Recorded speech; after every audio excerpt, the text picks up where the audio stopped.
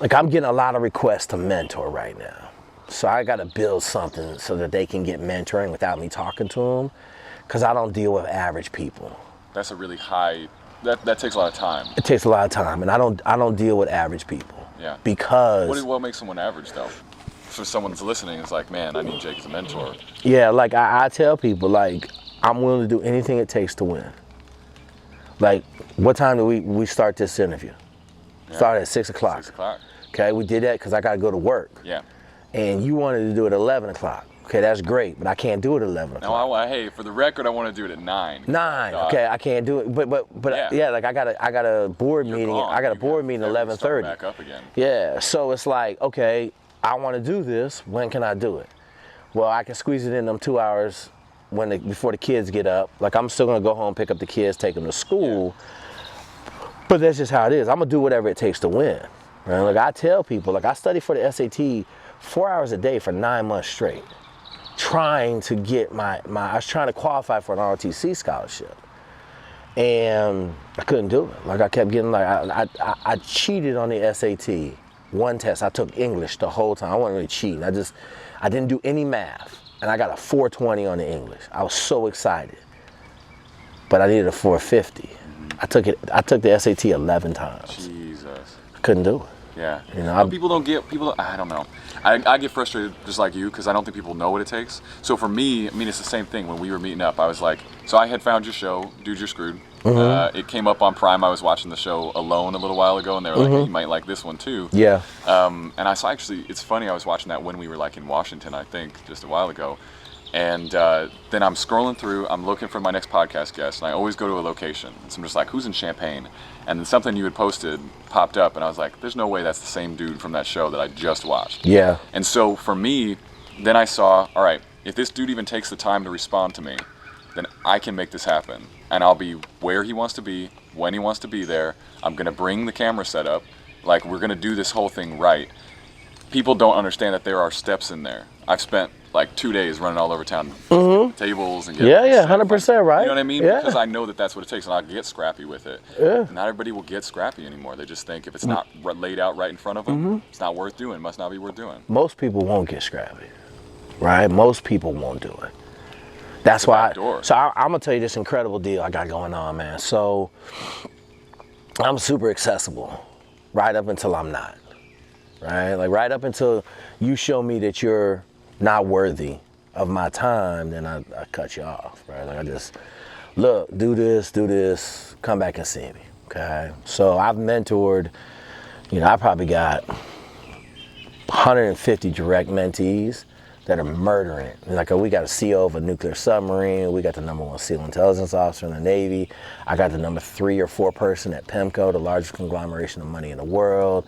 I got a former player that had a 1.76 that now is running a multi-million-dollar real estate business in Dallas, former NFL player, right? I got NFL kicker at the Colts. Like I got just guys that were willing to listen and then do what they had to do, right? And so I got a phone call 2 years ago from a 7th grader, DM in my Instagram. Yeah.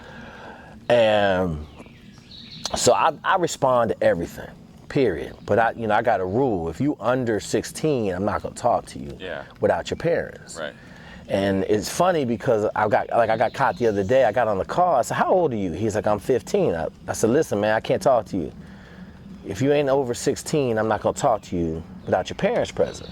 So like I still haven't got back on the phone with that kid. So anyway, this 7th grader hits me up, and I wish I would have recorded it because it was epic. So we meet in a coffee shop with his dad. His dad brings his two siblings, and we sit down. We have an hour conversation about what it takes to be a Navy SEAL. And he's a young kid, and so if you're a minority, I get you in a Naval Academy with a 3.0 and 1,000. Okay, easy. If you're not a minority, I need a 1490 and a 4.3. Or you got to be an athlete. Period. Like that's it. Like that's the 2 options. Right. So, is he minority? No, he's not a minority. Okay, so high bar to reach then. High bar to reach. Yeah. Okay. So I said, listen, you're in 7th grade. And he's a boxer, he likes fighting. I said, so you gotta go win a state title in wrestling. You win a state title in wrestling in Illinois, you good, they'll take you to the Naval Academy to wrestle. If you want to be a Navy SEAL, then wrestling is your best avenue for success. And it'll get you to the Naval Academy, because Naval Academy has roughly 40 billets a year to go SEALs. ROTC has 15. The general population has about 5 to 8, just depending on the year, and lateral transfers. So, is it because they know the system better, or like they just Naval Academy has a 90% success rate at buds. Everything else is like 70% with officers, and it's like 30% with enlisted dudes. So it's just a higher, they're getting more officers through the program if they take more academy guys. Got it. And I really think it's because academy kids know what they're getting into. Yeah, whereas everybody else doesn't. Yeah. So long story short, we meet this coffee shop, and then I kick myself for not, this is 2 years ago now. I wasn't recording everything I do. Like right now, I got my phone set up, recording this, you recording it, I'm recording it. I record everything, if I'm talking, I'm recording it. Right. And so we sit down at the coffee table, and it was just an epic conversation, because I knew that I had a superstar sitting across from me. And it wasn't what do I need to do? It was more what do I need to do and not how do I need to do it. Yeah. Superstars don't care about the how. Yeah. What do I need to do? Okay, listen, man, what's your grades? I got B's and C's. Are you dumb? No, I'm not dumb. So why don't you have straight A's? I just haven't applied myself. Okay, cool. So I need straight A's. Boom. First semester straight A's. Yeah. Right? And that's kind of that, okay, you're gonna have to show me. Yeah. Right? Like if you, like I got a bunch of fat dudes calling me, right? And that's fine. Like, cool. Okay, go on Whole30, lose 40 pounds this month and call me back.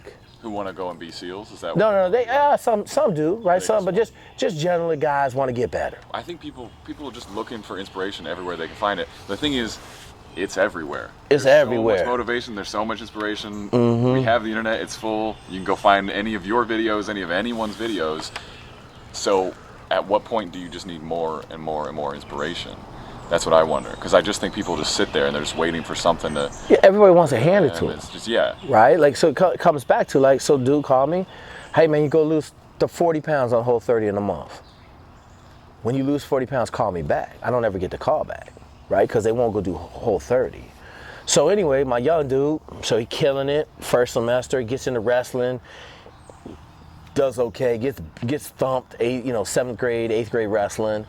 Illinois is really good, gets thumped, comes to me. So we sit down probably, I gotta talk to him again. We talk probably once a month now. So our last conversation was last week. And so he's got straight A's since, 2 years of straight A's. He's killing Khan Academy. So we got him on Khan Academy, got to take chemistry, physics, calculus, all this stuff. So we're going over this year's schedule. He's taking biology, physics, chemistry, and trigonometry this year. I said, hey, is that too much? He said, nah, I've done each class twice on Khan Academy. He said, I'll be fine. Okay, cool.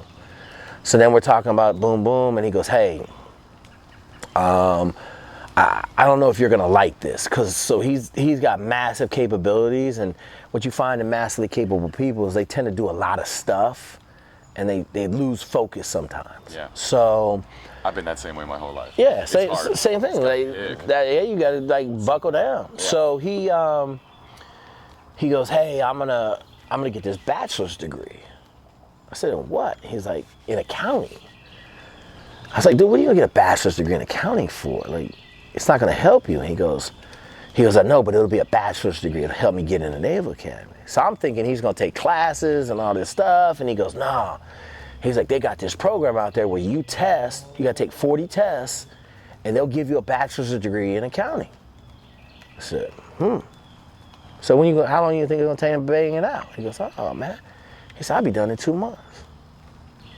Right? You sitting there talking to a kid that's gonna be a 9th grader. This is 9th grade year, going in 9th grade year. He's talking about going to bang out a master's degree or a bachelor's degree in accounting in 2 months. I said, how do you, have you been studying for this? He's like, yeah, I've been killing Khan Academy and all these accounting classes. He's like, this ain't even gonna be hard. So I'm like, okay. So now we're waiting for the wrestling room to open, because I'm gonna go over there and wrestle with him for an hour and a half a day, and he'll be a state champion in probably 2 years. And then he'll go to Naval Academy. He wants to be a SEAL. He'll kill that. He'll get to Naval Academy. He got the right mentality. But that's a superstar for you, right? And on top of that, he's been taking a journal of all of our conversations, So that's what superstar looks like, Yeah. right? Young kid, just no tell. no It's limit. Unquestionable. Yeah. It's unquestionable. Either And you're they're- doing it or not doing it. It's pretty. It just comes down to that. It's really simple. Yeah, like part of it is that self-motivation, right? Like the great people want to be great because they want to be great. They don't have no outside influences. Like a lot of parents right now are helicopter parenting their kids and making their beds, and all they're doing is setting them up for failure in life because life is hard.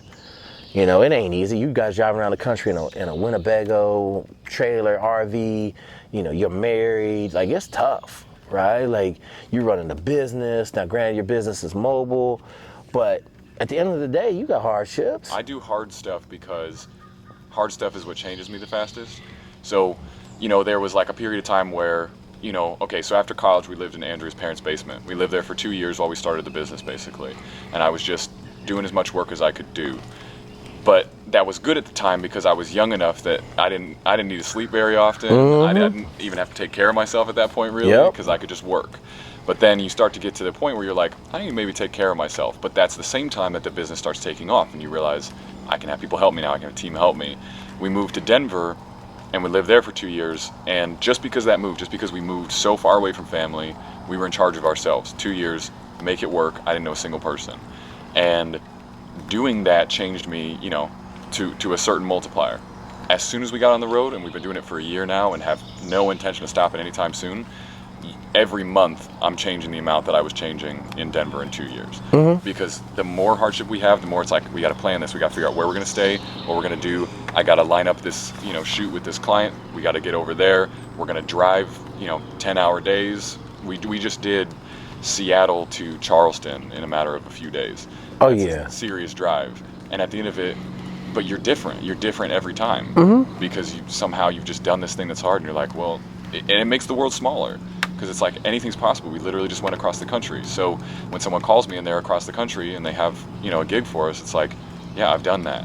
Yeah. We can do that. And that's the whole thing, it goes back to great people don't care, right? They don't care. Like I've been telling everybody, you go read this book called Relentless. He's a trainer for Jordan and Kobe and Wade and all them guys, and Kobe shooting at 3 in the morning. Yeah. 2 in the morning, right? Like Jordan shooting 1,000 shots a day, 1,500, 2,000 shots a day. And you're like, oh. And so we talk about being obsessed, right? So it's interesting with my young kid, his dad's awesome, right? But his dad is not that dude, right? So he's raising a kid that's a savage. Yeah.